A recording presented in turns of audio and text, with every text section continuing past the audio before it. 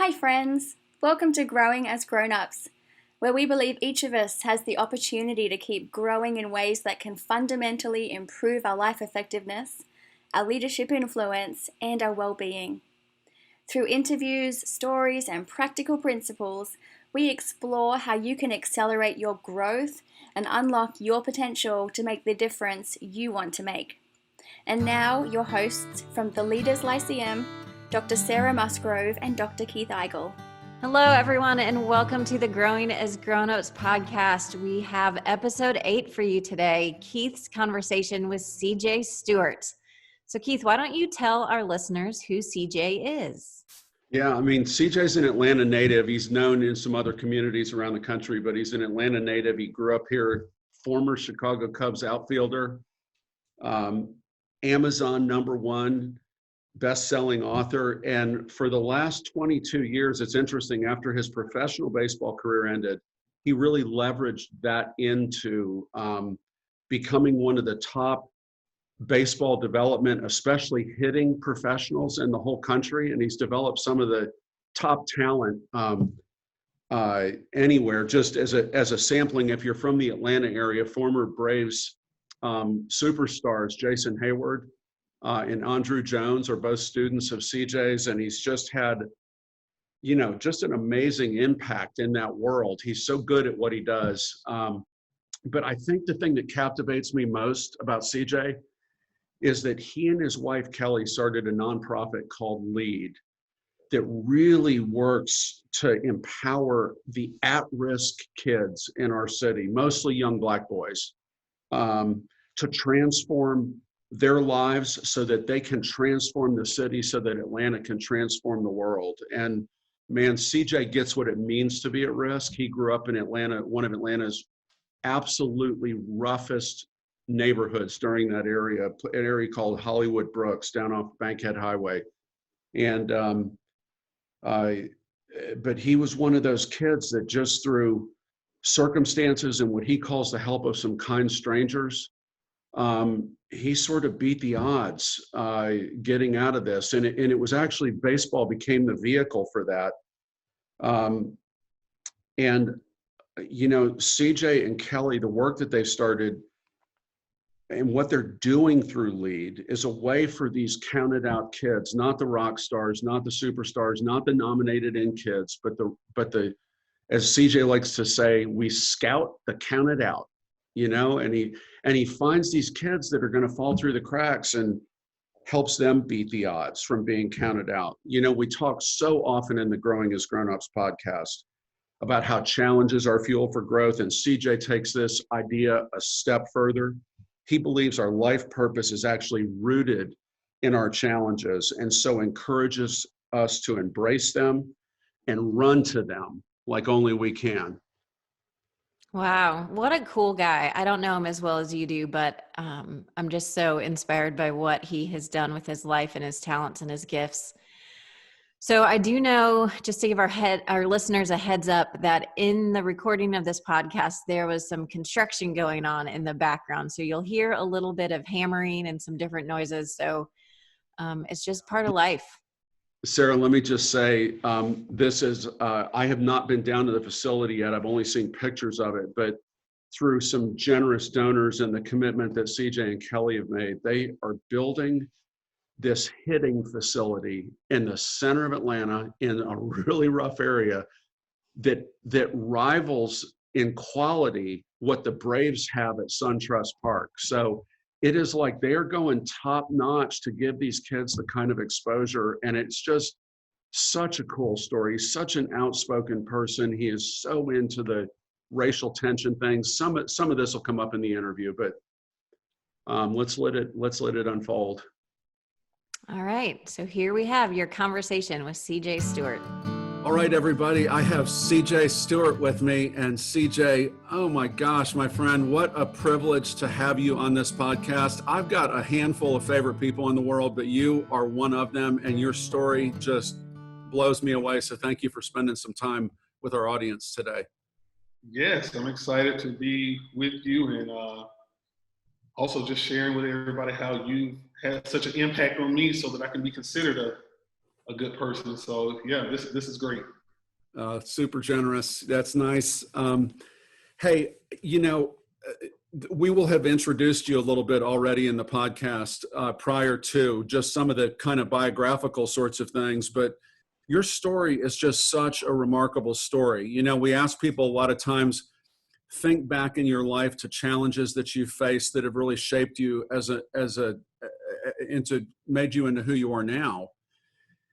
And your story is just filled with this from start to finish. And for me, it is such an encouragement. It's so surprising. It's so impressive. And I'd love for you to just share a little bit sort of where you've come from and what that's meant to you, and sort of, a lot of the stuff that we'll talk a little bit about the book later in the interview, but just a lot of the story. I'm sure you've got kind of a short version of it, but would you mind telling folks a little bit of just kind of your story, where you came from, and we'll get more to what you're doing now toward the end of the podcast. I was born and raised in Atlanta, Georgia, Northwest Atlanta. And I was a Grady baby. So I was born in 1976. So if you were born in Grady Hospital during that time, then for all intents and purposes, you were Black and you were poor. My mom was 16 years old when she had me. My dad was 21, both Atlanta Public Schools alums. And so my mom, she, and my grandmother and her siblings, they all lived near Frederick Douglass High School, which is in Northwest Atlanta. But she ended up graduating from Washington High School at 16, night school, because, she wanted to make sure that, in addition to having me, and thank God she didn't abort me. I mean, at that young age, it's tough to have children, but she graduated from Washington High School, night school. And my father attended Price High School. And, for the early parts of my years, we lived in Hollywood Brooks apartments. And life was tough now as an adult understanding, but when I was a kid, I didn't realize that we were poor with respect to people talking about not having food, not having lights and things like that. I don't ever remember that happening. But it is very clear from pictures of the apartments and just some of the things that I remember, the stress of the community that you can feel the poverty. And but then we matriculated, and my parents became working class. They've always worked hard. They've always been in my life, mom and dad. And then they matriculated to middle class, so they're living great life now. And but there were some things that they just couldn't afford for me to have as a child. And one was, as baseball started to get very expensive, they couldn't afford to keep me in it. But not getting too far ahead of myself on that part, as a kid, I just fell in love with the Chicago Cubs. My grandfather was a functioning alcoholic. He was a good man, and I just found a lot of calm watching Cubs baseball games with him in the summertime. And he would let me drink a lot of Coke. He may have had a little something in his, but I had nothing in mind but the sugar. And we would just sit here and watch the games, and I would get finished watching the games, and I would go outside and I would practice hitting rocks, throwing them at trees and all this stuff. And so my life from age 8, so that was around 88, 84. So 84, that's when the Cubs actually started to have a winning season again. And my whole life path and the decisions that I was making was based on me being a Chicago Cubs player. Yeah. That's a huge dream for an 8-year-old, right? You wrote a statement in the book that you attributed to your father, actually, after a spat he may have had with your mother, that having a strong enough why, W-H-Y, a strong enough why to deal with the stress, and that one of the things that it's almost like you got, I think, as a gift, because it's hard to build this into somebody, but you had this sense of why, even in the face of your parents maybe having a different why for you, and the why was baseball. And it's just interesting that through all of these challenges, that why has become more ingrained. And it's become the pathway even for the work that you do. Baseball's become the pathway for the work that you do, and your purpose. And that purpose stays in front of you so clearly. And all of these challenges that you faced, all of the difficulties with school, all of the things that you talk about so eloquently in the book, you know, there were battles. There were battles with things outside of you, but so often you talked about the battles inside of you, right? The things that you had to become. And I don't know what's your reaction to me just kind of bringing that part of the story up a little bit. Yeah, so I really believe, just as I look at my life and in writing that book, it was important for me to do it because I had went through Leadership Atlanta in 2015, and what that book did was just help reveal just how fake I was, and I was trying to live this life and be accepted here in the city as a leader. But it was so many things that I didn't have, and Leadership Atlanta helped me to realize that I had everything that I needed, and I needed to stop trying to be something else. Like as a child, I mean, I heard repeatedly from lots of people that to be successful as an African-American man, you had to be a doctor, lawyer, engineer, and that, dummies played sports. But I just never could get excited about school in general, but definitely not becoming a doctor, lawyer, or engineer. I just really like sports. And so going through Leadership Atlanta, it was a very emotional year for me. And I was turning 40, which in the Bible, 40 is the number of testing. And I knew about even that. I mean, there was just so many of these different things that I had heard about that was all coming together at this year of 40 and going through Leadership Atlanta, where it was just constant. Every month we were involved in some type of learning session that was just peeling away my fakeness. Not to mention that we started out with opening retreat with you.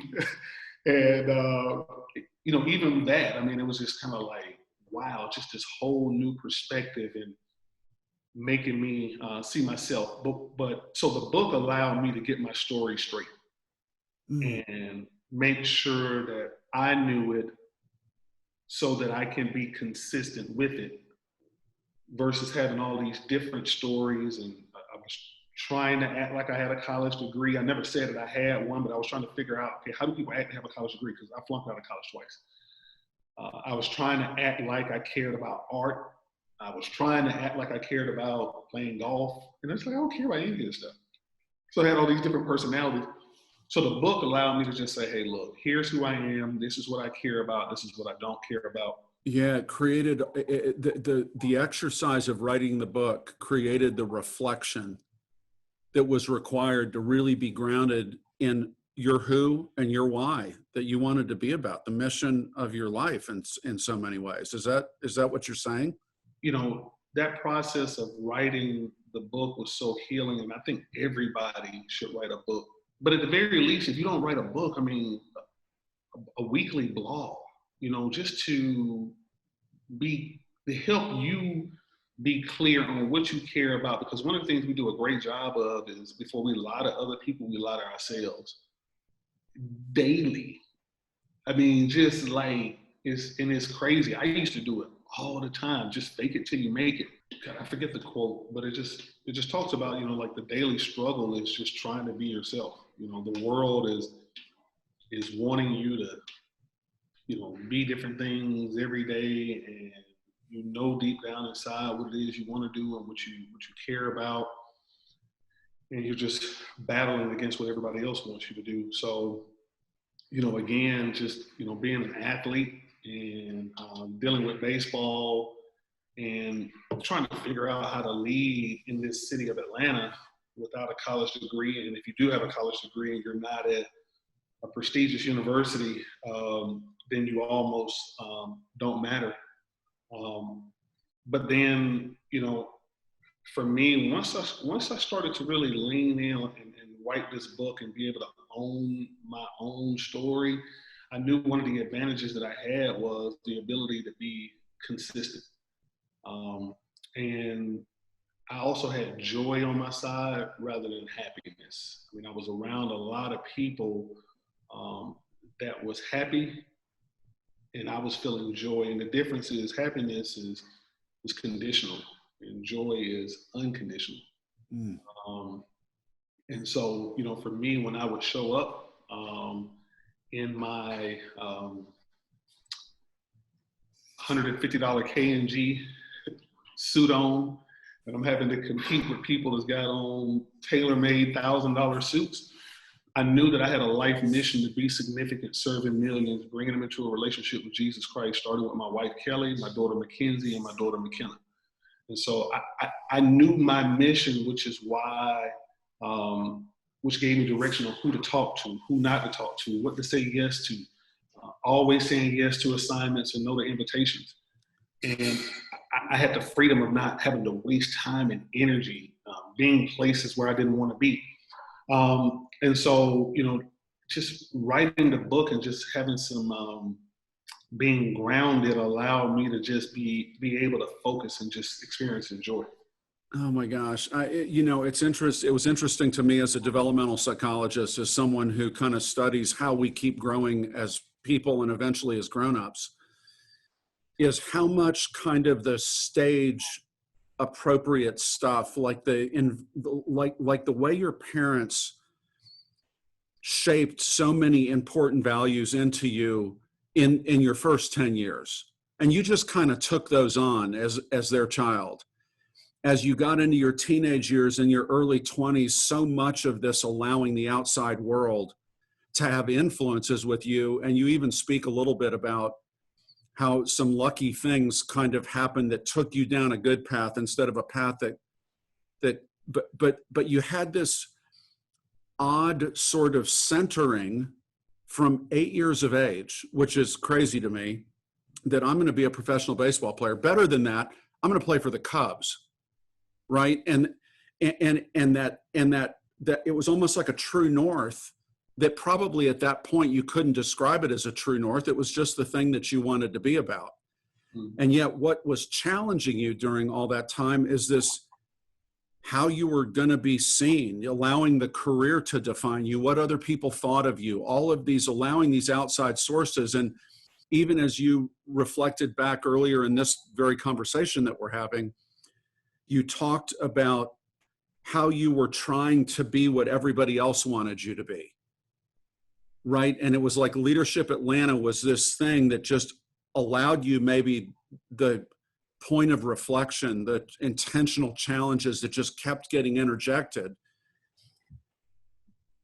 And it was the thing that shifted the outside inness to an inside out groundedness, to a knowing who you are, to knowing what you want to be about, to understanding what being involved in baseball and using that to fulfill your mission was going to be about for you. You know, CJ, one of the things that has, I think, just moved me about your story is your reinvestment in the community. There is a piece that you wrote in the book that is, it's sort of set up metaphorically or as an analogy about, think about a crocodile infested river. On one side of you, you have zebra trying to cross to the other side to get to food on lush plains.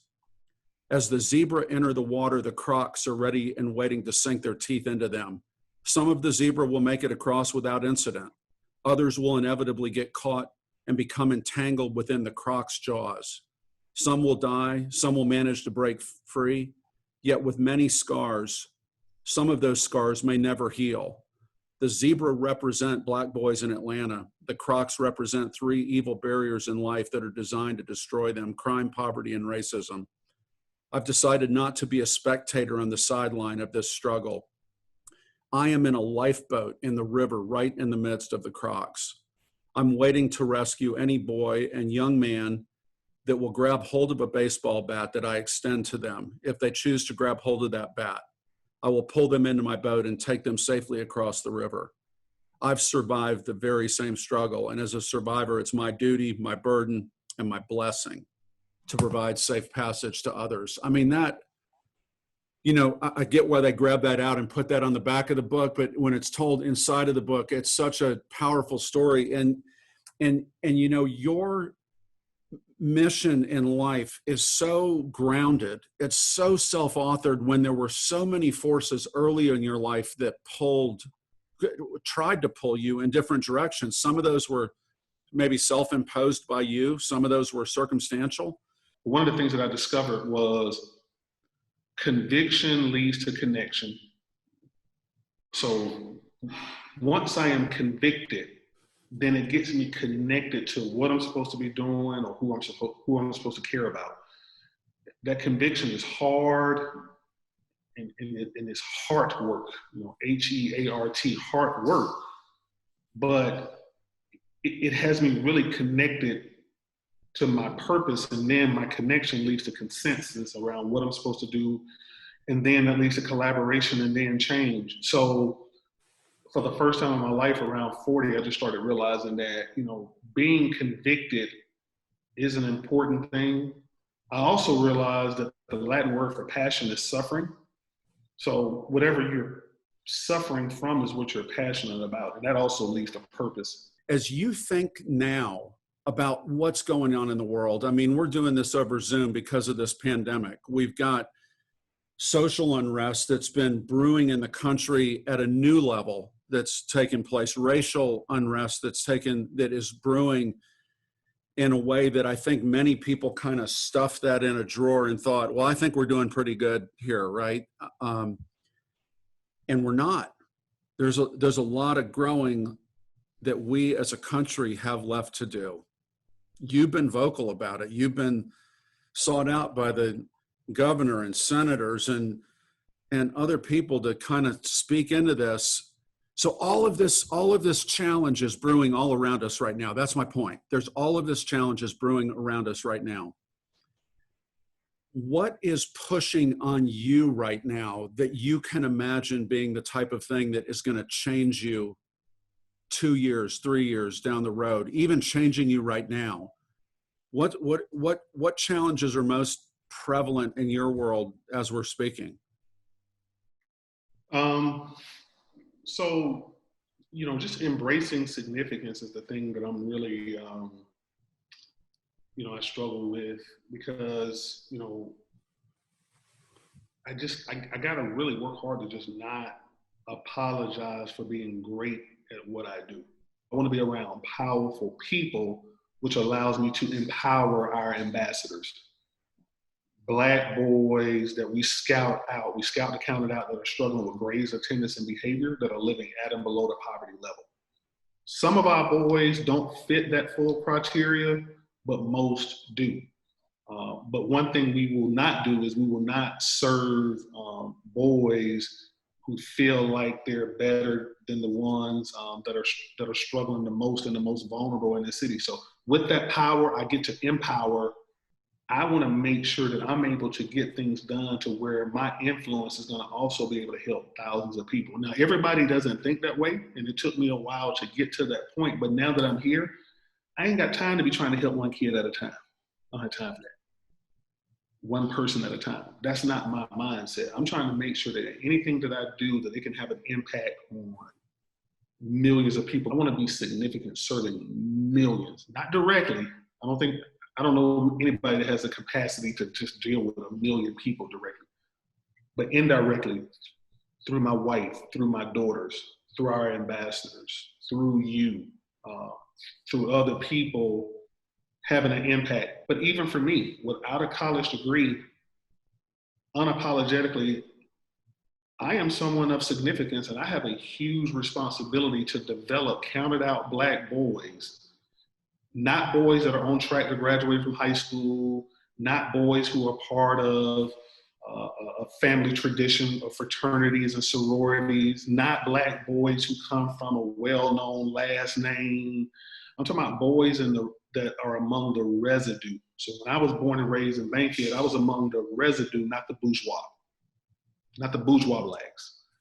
And so when I think about this city of Atlanta, for me, one of the biggest struggles is not even so much of dealing with white supremacy, which is prevalent, but it's dealing with the black bourgeois, the chosen black people who white people choose to serve the black community from a philanthropic standpoint. But then you take people like me that are down on the grassroots, working and serving these counted out boys. So, that's what I struggle with, is just holding my tongue when I absolutely want to cuss out folks in this city that are making it very difficult for poor black people to live a life of significance. Man alive. CJ, every time we talk, you say something that I don't know what to do with. I mean, so we can be challenged by circumstances. We can be challenged in relationships. We can be challenged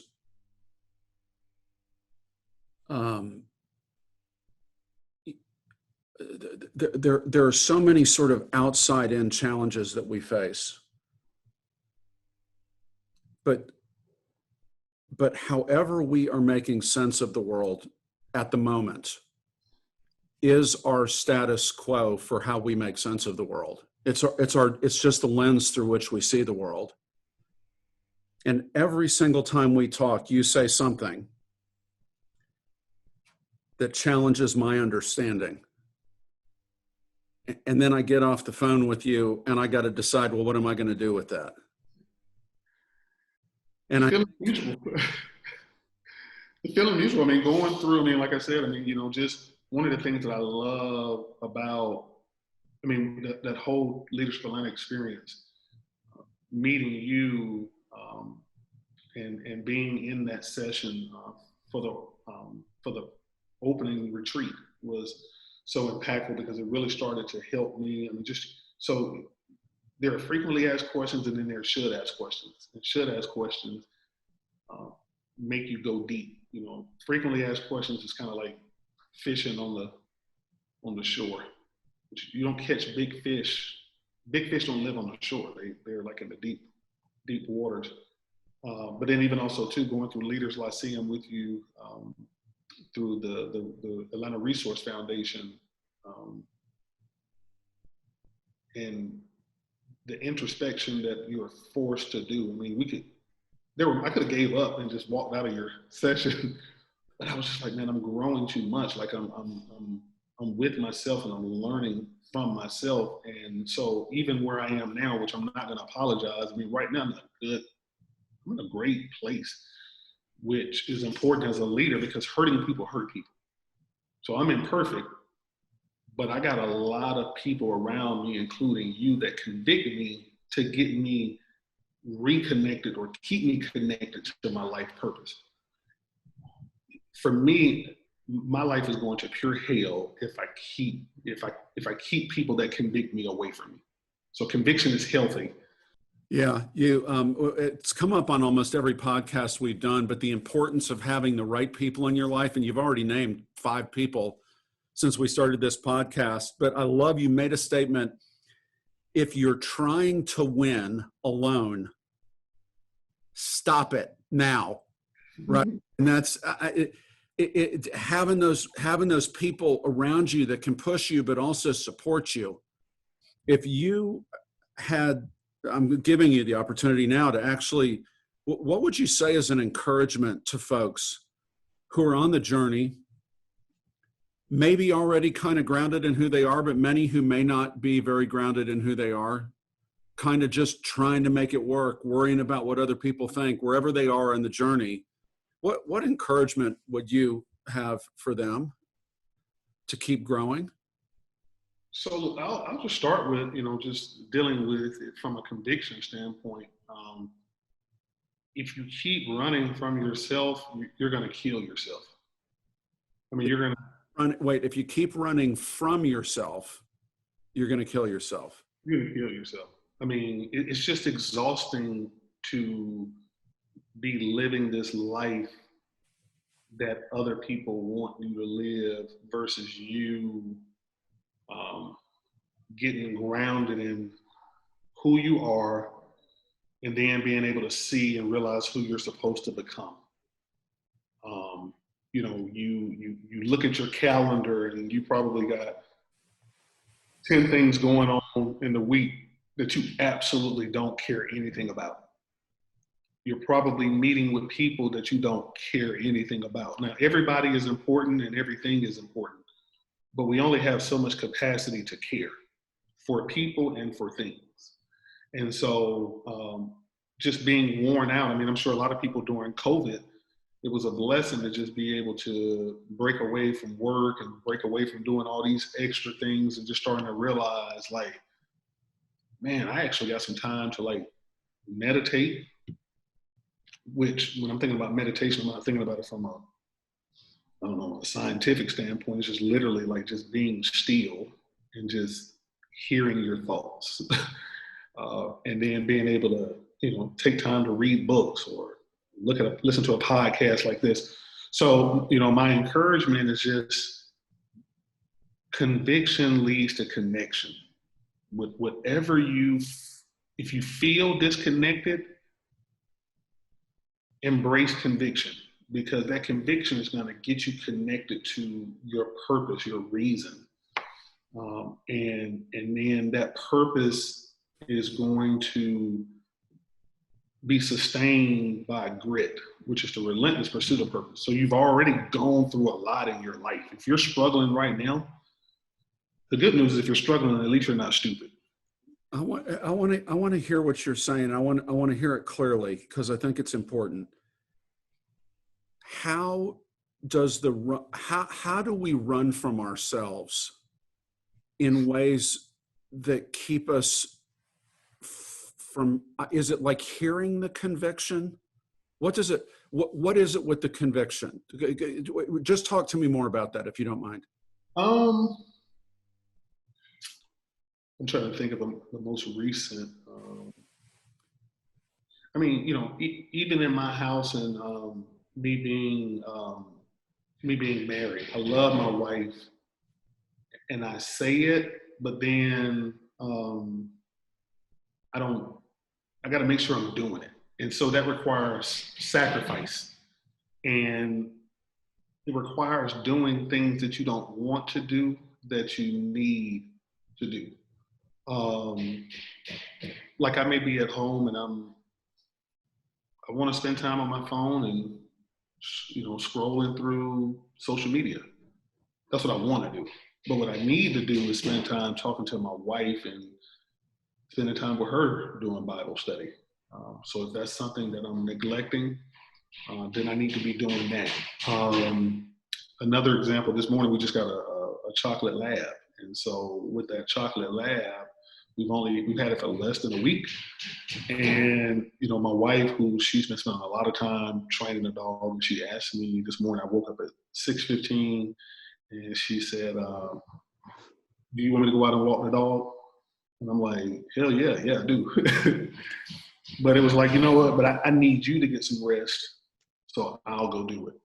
So it's just the difference between want and need. Okay, so there are things that I need to do that I'm putting off because I don't want to do it.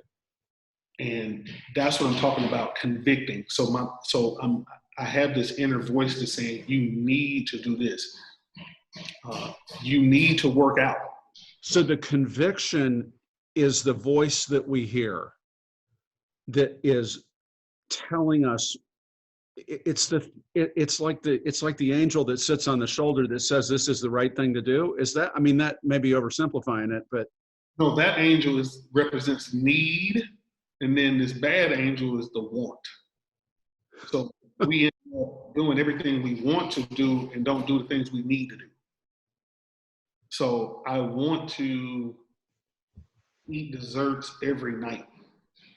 I need to work out and get rest. So you end up doing all of this, and then you're dying. Like you're going to die because you're not in good health. Um, I I want to go hang out with these people. We're in a pandemic. It's going to be a large group of people. I want to do this, but I need to be safe. So I go out with all these people. I end up getting sick. So I'm looking at it from the standpoint of want to do, need to do. But that's one of the lessons that I teach our ambassadors as well too. Is commitment and discipline. Commitment is a promise I make to myself for myself. So starting with me. So I'm committing to being on this podcast. Before it's about you, it's about me. I'm making a promise to myself. So that way, if something comes up, it's got to be so important to the point where when I tell you, you're like, hey, CJ, I understand, we'll reschedule. But if it's not, I got to keep that commitment. But discipline is doing the things I need to do that I don't want to do. And so again, I'm just giving those angels names. So need and want. Yeah. Yeah. We got to do more of what we need to do. I don't want to do this. I need to do it, and I can live a much happier life and have joy rather than the want side and just being happy. And it takes you to the bigger me, the more important values, the thing that you really want to live into. And just damn, I mean, I want my life to matter. So I have two grandmothers that recently passed, and they lived in their 90s, both 95. And I was able to get both communion shortly before they passed. But they were, for all intents and purposes, ready to go. I mean, like, they weren't kicking and screaming trying to stay on earth. Like, they were ready to see the Lord. When it's time for me to go, I want to go. So right now, that's the reason why even in writing the book, I write blogs monthly. I try to understand, in addition to what I'm teaching our ambassadors to do, I'm starting with why we're doing it. Because even if I forget what to do and how to do it, if I can go back to why I'm doing it, then that can help me, and I can innovate from the why. So as I'm documenting all these things and developing my children and empowering my wife and being empowered by my wife, if the Lord takes me today, which I don't want to go, I mean, I'm not going to be kicking and screaming because I feel like I'm leaving a legacy. I'm leaving a playbook, just like the Lord left with the Bible. I'm leaving documentation on what's in my head. Yeah. CJ, this is also good. We're drawing a little bit to the end of our time. The difference that you're making in the community, the mission that you have, just blows me away. The work you're doing blows me away. What are you most excited about in your world right now in terms of the impact that you're having that is furthering that legacy, that's building into that legacy that you're going to leave? I'm most excited about just seeing people who otherwise would never be together. I'm excited about that. I mean, through the work that we do with L.E.A.D, I got our ambassadors that are in relationship with boys from Westminster, L.E.A.D, Marist, Woodward Academy, Holy Innocents. They come together through our Human Ambassador Project, which is a similar situation experience that I had with Leadership Atlanta. I'm excited about my daughters. One is 19 at Southern University, and the other one is 13 at L.E.A.D, and they're in spaces where they're talking about race, talking about politics with people that don't agree. Ironically, my daughter Mackenzie, who's at Southern University, she plays tennis. She's on the tennis team. They're on scholarship, and the majority of her team have women from the continent of Africa on it. And so being from Africa is very different than being African American. And so two totally different perspectives. And so here my daughter is coming from Westminster, a predominantly white private school, going to an HBCU, but there's conflict from those different perspectives. And then McKenna being at L.E.A.D, even with the recent presidential election and the divisiveness that we have in the country, she's in a place where she's uncomfortable every day. Mackenzie's in a place. So I'm excited about helping people navigate that. So if you're uncomfortable, great. That's a good starting point. You're being convicted. And then the next thing is if you stay in there long enough, you're going to get connected with a purpose that is going to bring you joy. And then when you start to take that for granted and not handling that well, then God willing, you'll get convicted again. Just don't run from it. And then it's like you can live this great life. So I'm excited about helping people be convicted. Yeah, convicted to get connected to their purpose. Oh my gosh, it's so beautiful. For folks listening to the podcast, Living to Lead and L.E.A.D is not only the name of the nonprofit organization that you run to scout the counted out, right?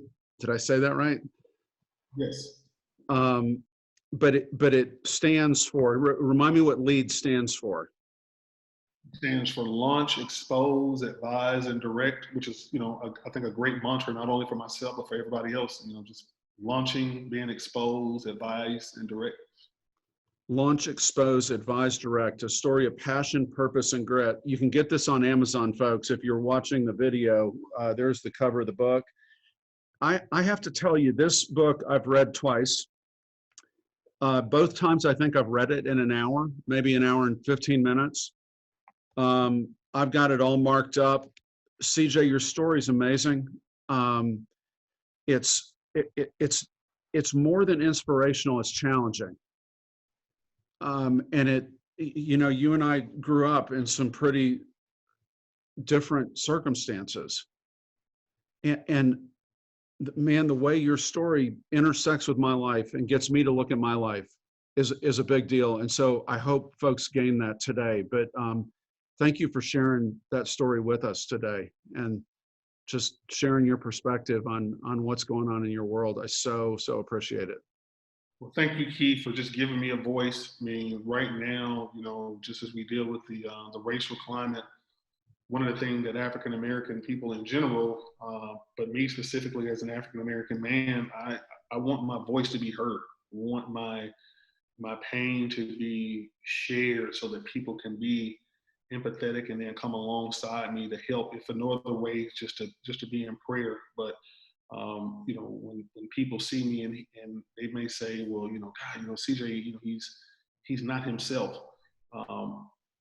Ask me why. And so those are the kind of things people want to be heard. So the fact that you're giving me this opportunity to have this space and creating this brave space for me to speak is important. That's one of the things that Dr. Catherine Meeks talks about, is having a brave space. So I am reluctant to say a lot of things, and so I just feel like it's my responsibility when I don't feel comfortable saying things to be brave, and that's where my authentic self can come out. So thank you. Your bravery is unbelievable, CJ. Thank you for spending time with us. Take care. My bad. My pleasure.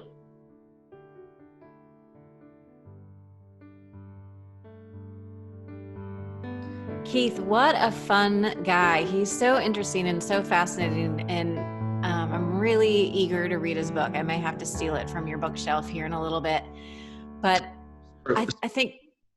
Let me just say real quick, folks, I cannot encourage you enough to go on Amazon and spend $10 to buy this book. It is literally an hour to an hour and 15 minutes, depending on your reading speed. And it's just so well thought through, but you really get a sense of parts of CJ's story that we didn't have time to cover in the interview. Yeah, I love it. And we will have the link to that on our website and in the show notes as well. So we will make it easy for you to support CJ and hear more of his story.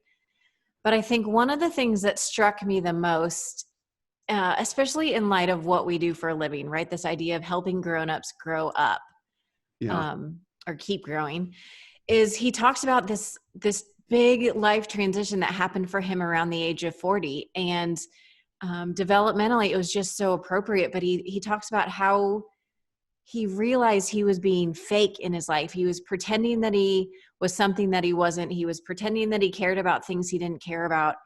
And he got to the point in age 40 where he just said, you know what? Here's who I am. Here's what I care about. Here's what I don't care about. He got really clear on his mission, which he can just rattle off in a heartbeat. And he said that essentially there was this freedom that came with that he was able to then approach all of these decisions, all of these choices in life. And it's like, I knew what I needed to say yes to. I knew what I needed to say no to. I didn't have to try to do everything. I didn't have to try to make people happy.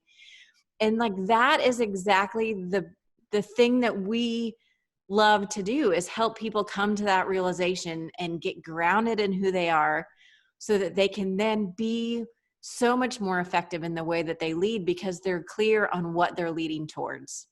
Yeah. I mean, his influence post that transition, he has the governor of the state of Georgia, 2 senators, a retired senator, come to him to get his take on things of what's going on in the inner city, because he is so clear on who he wants to be that it's almost made his influence more efficient in a way. But I'm struck by something that you said in this, Sarah, in that so many people, so many of us even revert back into these areas where we are allowing our worry about what others think of us, about are we fitting in, are we doing what we're needed, all these kind of outside forces that wind up defining and wasting so much of our time.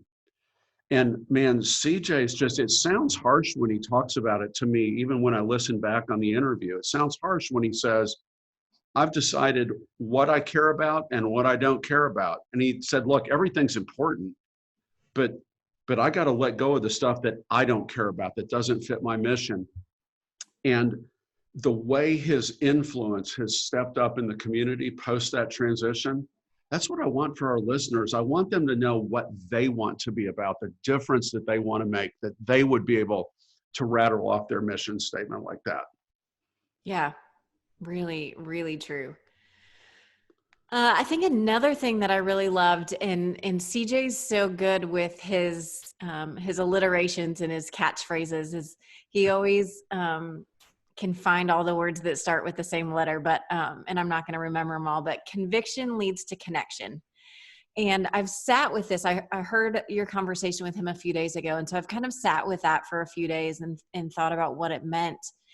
And I think it's his language around the idea that we talk about of conviction being a challenge. It's something that is more of an internal challenge of something going, ooh, that doesn't seem right. That doesn't feel good. What do I do with that? And so often, as he said, we would try to get away from that. We would think conviction is something bad. We don't want to deal with it. But to say, what does that tell me matters to me? That then we can lean into it and get more connected to our values, more connected to who we are, more connected to what matters to us. And then that leads to consensus and a couple other things that it ends up with leading to change. And so, conviction. And then he talked about surrounding himself with people that convict him, right? And we've talked about this before, the importance of these developmental relationships, the people that are going to speak truth to you, that are going to hold you accountable. And it's, as you said at the beginning, it is his way of saying challenge is so important to me that I'm going to make a motto out of it, right? Conviction leads to connection. And that's what he said he wished for our leaders, for our listeners, as they grow in their leadership, that they would embrace conviction. And I love that. Oh my gosh, I've got nothing to add to what you just said. It's all so true, including his ability to alliterate. But one of my favorite parts of the interview was the way he sort of embraced how you feel the conviction. It's the stuff that's bothering you in your life. It's the stuff doesn't seem right, or that it's almost like a spiritual thing. It's like, what is this that's sitting in the background, right? And that the great thing about conviction, I can't remember exactly how he said this, but it's like, oh, good, there's another opportunity, right? It's like, so I love that. I'm so glad we got to have him on the podcast. He, again, is just one of my favorite people. And I know I said this in the interview, Sarah, and CJ, I have to tell you, was a little more bridled in the interview than he is in real life one-on-one. I mean, he can get in your face, and he's been in my face. And he just says things that my whole way of making sense of the world, I have to hit pause and go, do I actually have the best version of that for me, given what he just said? And so often I find that I don't. So I hope for folks that they had a little bit of a sense of that sort of, right? I need to rethink this a little bit. Yeah, I'm glad you brought that up, because I really, I loved when you acknowledged that, like real time in the conversation. You kind of said, I don't know what to do with what you said. I need to sit and think about that. And I think it's a good demonstration to our listeners about this idea we've talked about in Carl's interview and Mike's interview, where it's just, we need to be open and we need to listen and we need to learn from other people and think, how does that fit with my current understanding, and how can I grow and expand and be more mature? And so I think it shows the ways that you're doing that personally, even though this is an interview about CJ. I think that was great. Yeah. So one last thing for our listeners, you guys have heard us talk about it, but we have a tool, and I love seeing how many of you have already downloaded it. But the Growth Gap tool on our website, growinggrownups.com, is a really good way for you to find that conviction, right? Find something that's bugging you, figure out what it tells you matters to you, and then use that as your opportunity to get connected to what really matters to you and lead to some change in your own life. So we would love for you to go get that resource, growinggrownups.com. You just download it. We've got a walkthrough guide that kind of takes you through step by step how to do it, what it means. And we just would love for you to do that. Additionally, if you want to go deeper, our online course is now up and running, which I'm so excited about. We've got a number of people going through it that have given some really great feedback on it. And so you can sign up for that as well on our website. And for listeners of our podcast, we want to give you an opportunity to get in at a discounted rate. So if you use the promo code podcast50, you will get 50% off the enrollment fee. So that is exciting. So go check out those resources. Take what CJ said to heart. Keep growing. Keep becoming more and more grounded in who you are, and find that conviction in your own world. Folks, embrace these conversations, embrace the tools that Sarah just went over, lean into them, and journey well. Thank you so much for joining us for another episode of Growing as Grown-Ups. Take a second and subscribe to the podcast so you don't miss any future episodes, and tell your friends. You'll find all of the goods related to this episode, including the transcript, videos, links, and other ways we can help you keep growing as a grown-up, on our website, growinggrownups.com. Growth isn't easy, but it's completely within your reach. Until next time, journey well, friends.